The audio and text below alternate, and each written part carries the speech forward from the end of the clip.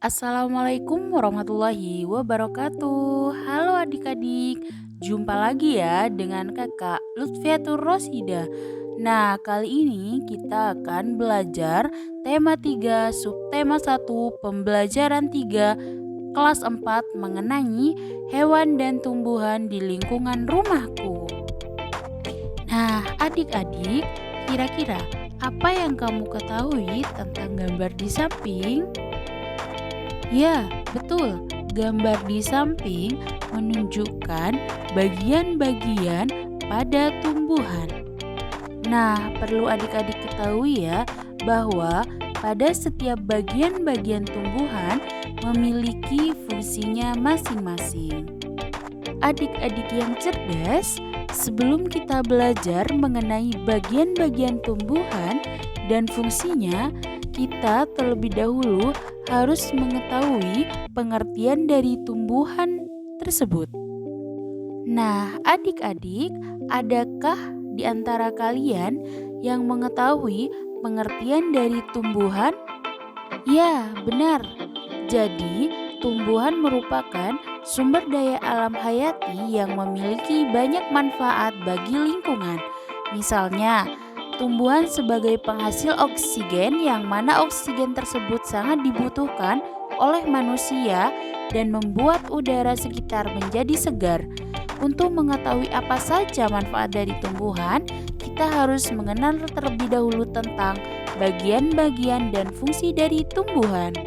Adik-adik, di sini terdapat bagian-bagian tumbuhan, di antaranya 1. Biji, 2. Akar, 3. Batang, 4. Daun, 5. Bunga, 6. Buah. Nah, masing-masing sudah dilengkapi dengan gambarnya ya adik-adik. Setelah adik-adik mengetahui bagian-bagian yang terdapat pada tumbuhan, sekarang kita akan membahas satu persatu fungsi dari bagian tersebut. Yang pertama, fungsi biji. Biji merupakan hasil dari pembuahan yang terjadi akibat penyerbukan antara serbuk sari dan sel telur pada putih. Jika biji ditanam akan tumbuh menjadi tumbuhan baru. Biji memiliki keping. Biji yang berkeping satu disebut monokotil dan biji yang berkeping dua disebut dikotil. Selanjutnya, fungsi kedua, akar. Akar adalah bagian tumbuhan yang umumnya berada di dalam tanah. Untuk beberapa jenis tumbuhan, akar juga terdapat di atas tanah bahkan menggantung. Akar berfungsi sebagai bagian yang mengokohkan tumbuhan.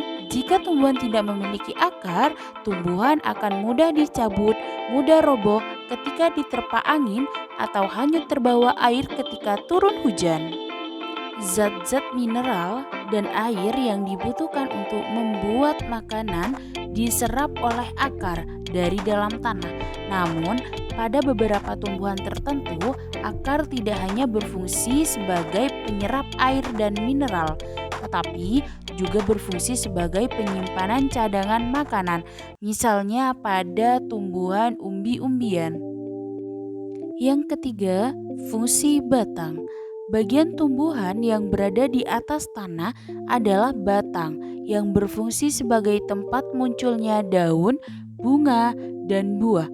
Batang juga berfungsi mengedarkan mineral dan air yang diserap akar, serta zat makanan hasil fotosintesis ke seluruh bagian tubuh tumbuhan. Kita lanjut ya adik-adik. Bagian yang keempat yaitu daun.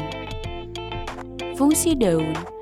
Bagian tumbuhan yang berfungsi sebagai tempat berlangsungnya fotosintesis adalah daun.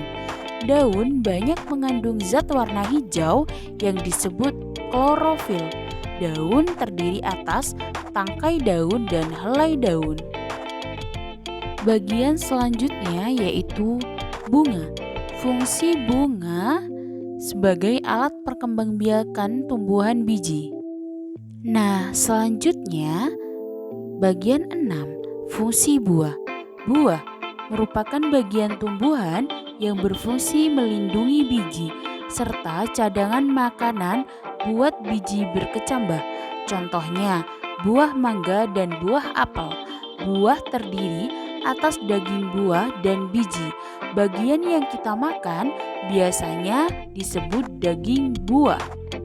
Nah, adik-adik cerdas, setelah kita mengetahui bagian-bagian dan fungsi dari tumbuhan, serta pengertian dan juga manfaat dari tumbuhan, kita mengerjakan soal-soal yang terdapat pada halaman 21.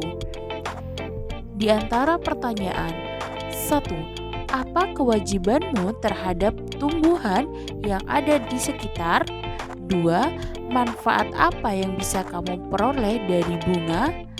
Nah, silakan kalian jawab di kolom komentar ya. Terima kasih.